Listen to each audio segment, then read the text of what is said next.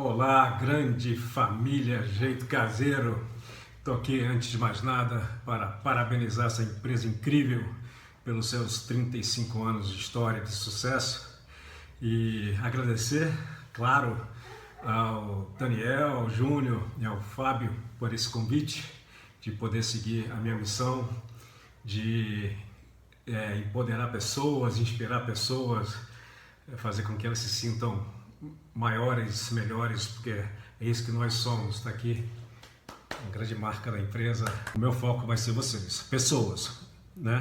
São as pessoas que fazem as empresas, são as pessoas que fazem negócio com pessoas, são pessoas que produzem os produtos e os serviços para ajudar outras pessoas. Então, vamos lá. Primeira coisa que eu gostaria de dizer para vocês é que parece uma frase feita, mas eu garanto para vocês, vai passar.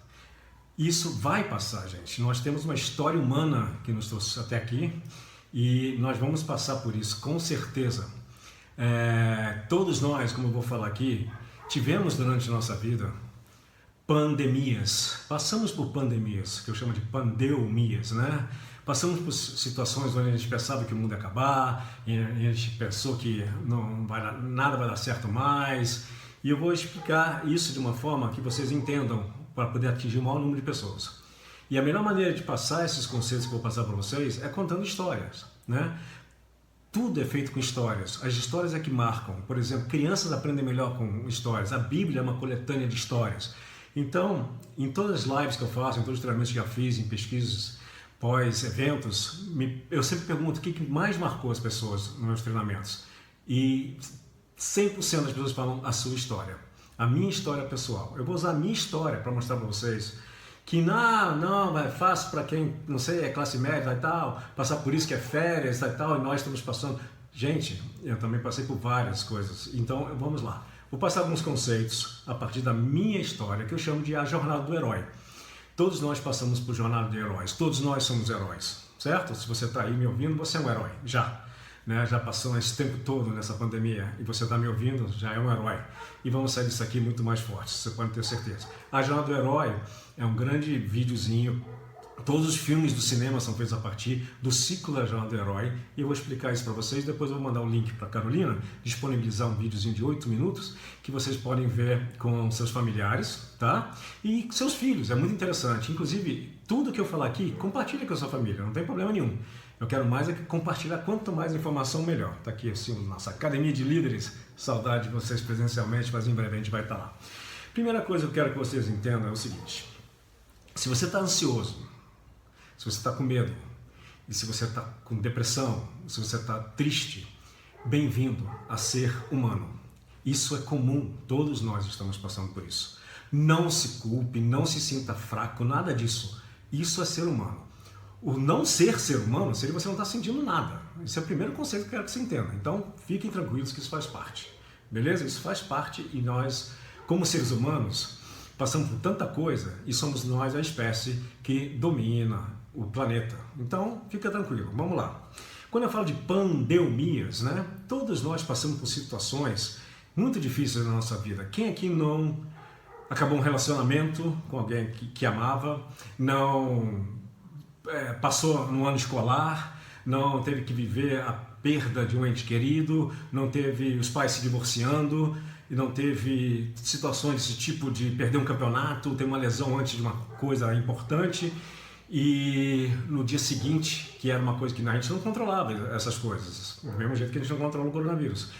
E a gente achava que o mundo ia acabar pra gente. Naquele momento pós a perda, que a gente chama de momento de luto, a gente acha que o mundo vai acabar. A nossa mente cria monstros incríveis pra gente. E isso é uma coisa sábia da mente humana. Então nós todos passamos por uma pandemia. Isso todos nós passamos. E achamos que não íamos sobreviver. Achamos que era o fim do mundo. E não foi. Pensa aí na tua história humana, quantos desafios super complicados vocês tiveram e que vocês saíram sobreviventes. E ao sair sobreviventes, vocês se tornaram mais fortes, com lições muito importantes, que vocês não só usaram para vocês, mas vocês conseguiram inspirar outras pessoas e ensinando as lições desse crescimento a partir de um momento que parecia completamente escuro. Inclusive tem uma frase muito importante que diz que A primeira luz do dia só vem depois do momento mais escuro da noite. Então a gente ainda tem que passar pelo momento mais escuro da noite para podermos começar a ver a luz, né, do dia, de um novo dia. Então fiquem tranquilos. O que está acontecendo?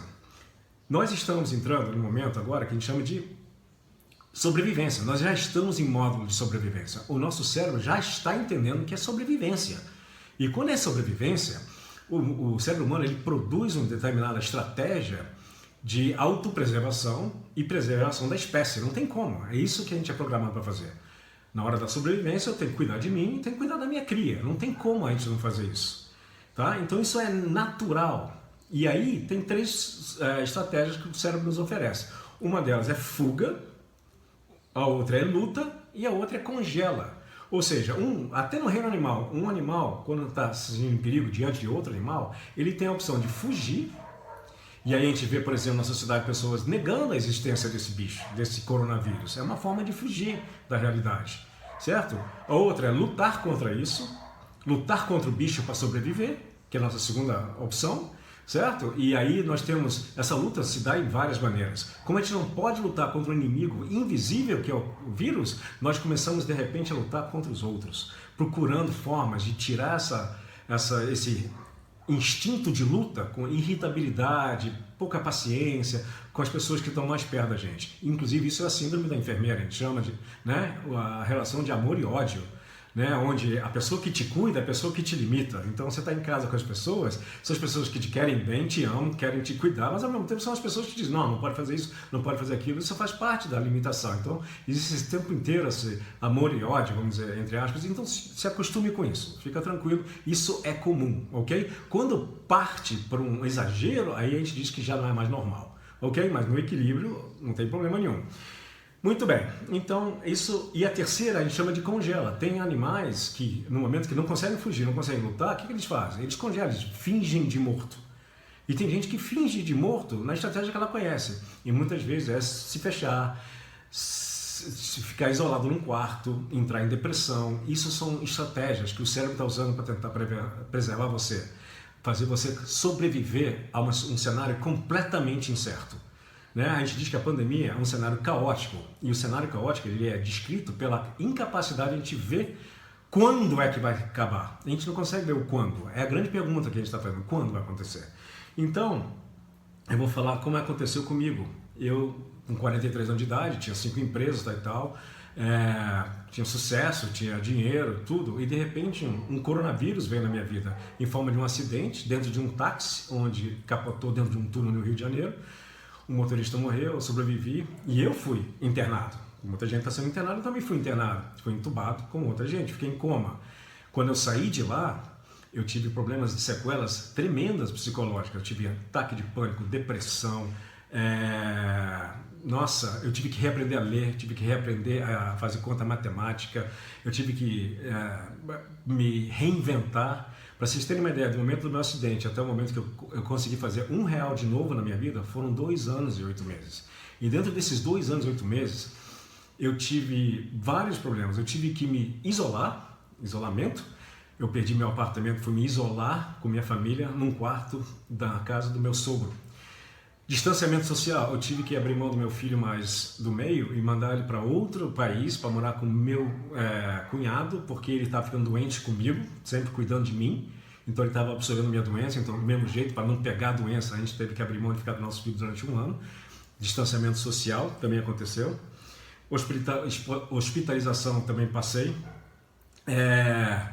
e nessa hora, o que eu precisei? Muito do apoio da família, isso é fundamental. Tem família que tem que se ajudar. E a única função de cada um de vocês, na família de vocês, nesse isolamento, nesse distanciamento social, é trabalhar com uma função, ajudar a equipe a vencer.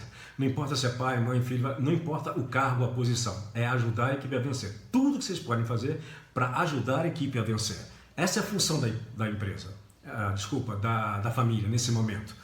E você tem que se reinventar. Quando eu voltei, 2 anos e 8 meses depois, imagina o avanço da tecnologia. Tinha passado completamente, eu estava desatualizado em tudo. Foi aí que eu me reinventei e saí do que eu era, empresário, para ser um líder e um treinador de empresários, que sou hoje, né?